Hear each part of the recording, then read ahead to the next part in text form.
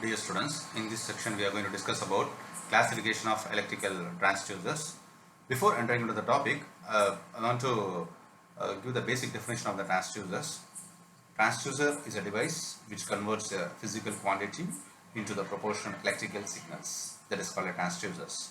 That means transducer is a device which will convert any non-electrical quantity into electrical quantity. So that is called transducers. So with this definition we can enter into the classification of transducers. On knowing the definition of the transducers, we can classify the transducers into various types. You can see the number of classifications. All these classifications has been done based on their structures, their applications, their area, their method of energy conversions, and the nature of the output signals. So based on all these criteria, we can classify the electrical transducer into so many types. So we can classify the transducer as active and passive transducers on the basis of transduction principle. Also we can classify so many types that we will see in detail, and also analog and digital transducers, and it has been classified into primary and secondary transducers, and the final type is transducers and inverse transducers. So we can classify the transducers into various types.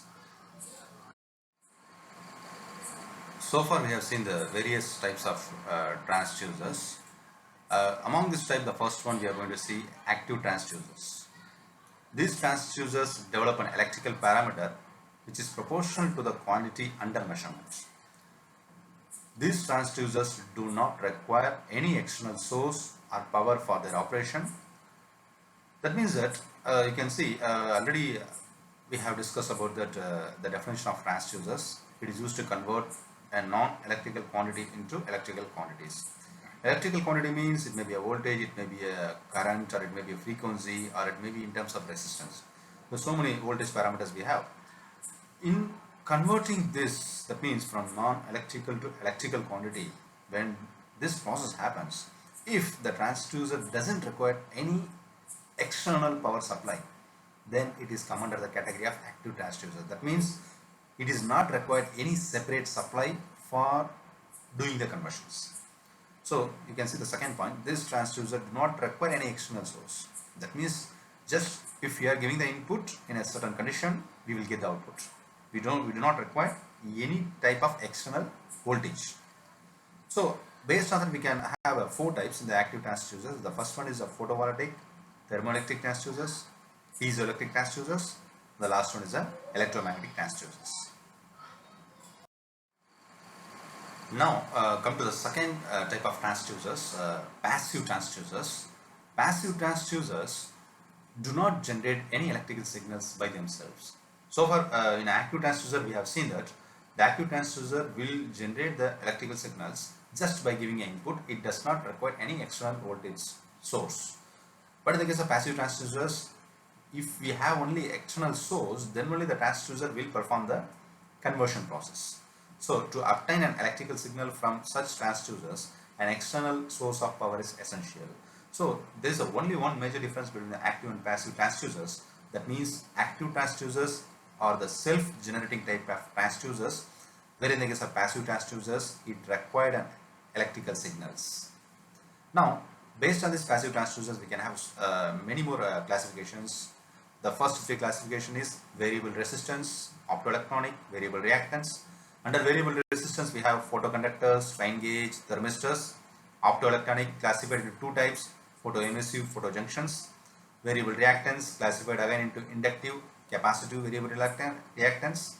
And again, capacitive has been classified into variable area, variable separation, variable permittivity. Inductive again classifies into variable reluctance, variable permeability, LVDT. Last one is the eddy current.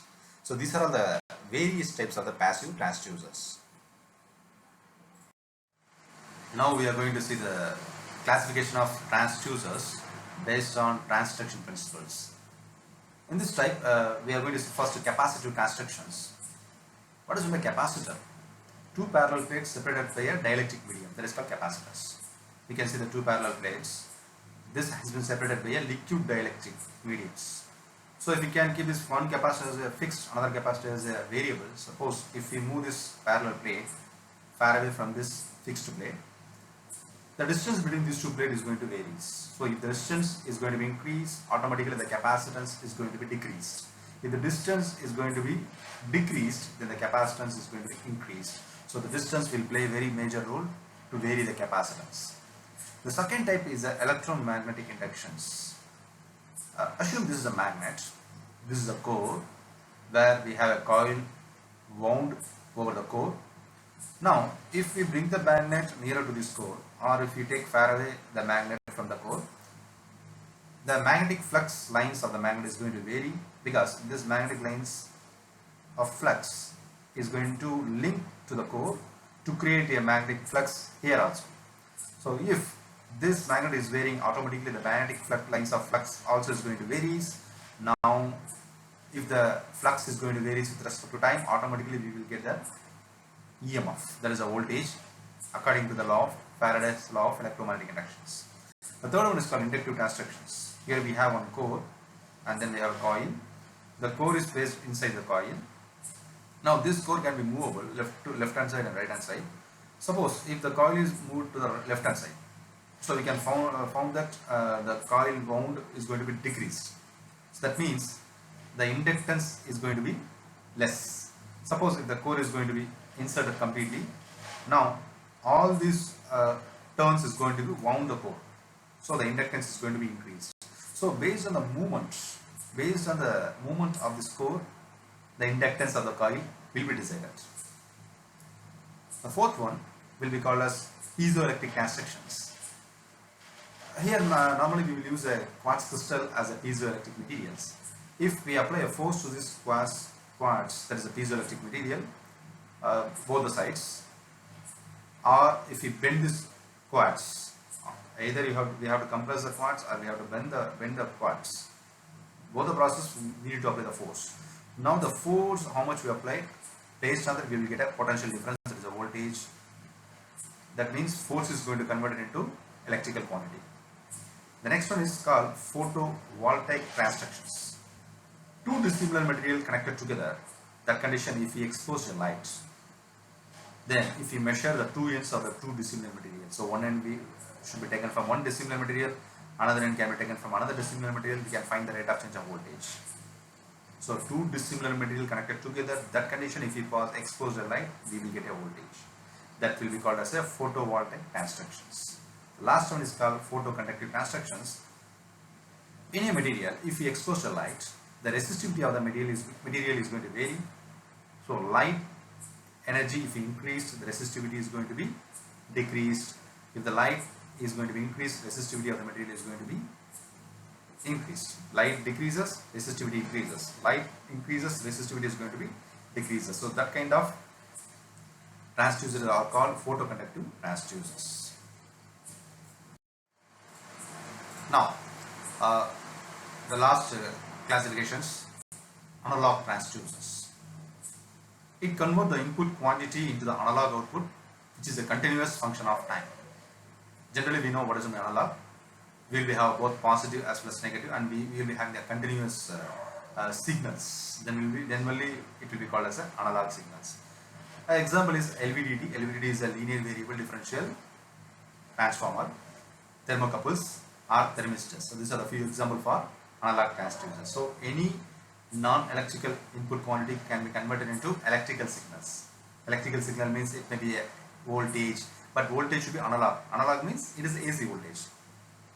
So that's the actual meaning of this analog output. So any non-electrical quantity can be converted into AC form. The next type is called digital transducers. It produces an electrical output in the form of pulses, which forms an unique code. Unique code is generated for each discrete value sensed. So the previous case, input quantity will be converted into analog output. Now the same input quantity can be converted into electrical output, but in terms of pulse. So the pulse will be on, it will be taken as a 1. When the pulse will be off, it will be taken as 0. So like that, the pulse will be converted. So the input quantity can be converted into number of pulses. Suppose we will get a 5 pulse. So based on that, the value will be decided. Now the next transducer is transducer and inverse transducers. Transducer, we know, transducer is something but converting non-electrical quantity into electrical quantity. Inverse transducer means it's just a reverse of it, converting electrical quantity into non-electrical quantities. For example, microphones.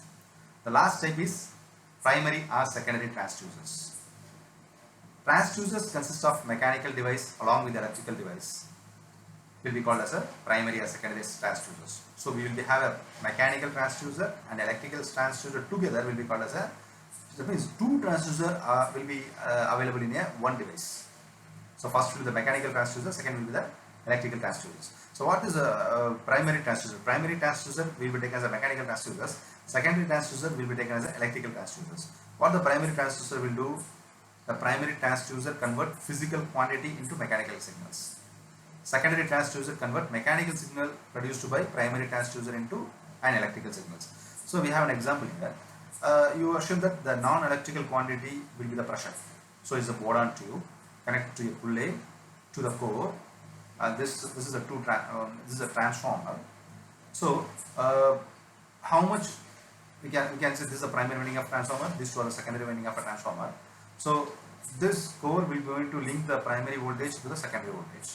So suppose if this core is placed in how much between the primary and secondary, based on that we will get output voltage. So now based on pressure, if you give the more pressure, then the pulley will get more pressure and it will bring down this core. If the core is down, so this S1 cannot be excited, only S2 will be get more excited. Similarly, if the pressure is going to be reduced, then the pulley is going to pull this core upwards. So this S1 will get more excited and this S2 won't be get excited. So first this pressure is going to convert it into the displacement. So displacement is the mechanical energies. So this is the mechanical transducers, and this based on the mechanical energy will get this transformer will be convert this mechanical energy into corresponding electrical energies. So this is the mechanical transducer and this is the electrical transducers. So primary transducer convert the physical quantity into mechanical signals and secondary transducer convert mechanical signal into electrical signals.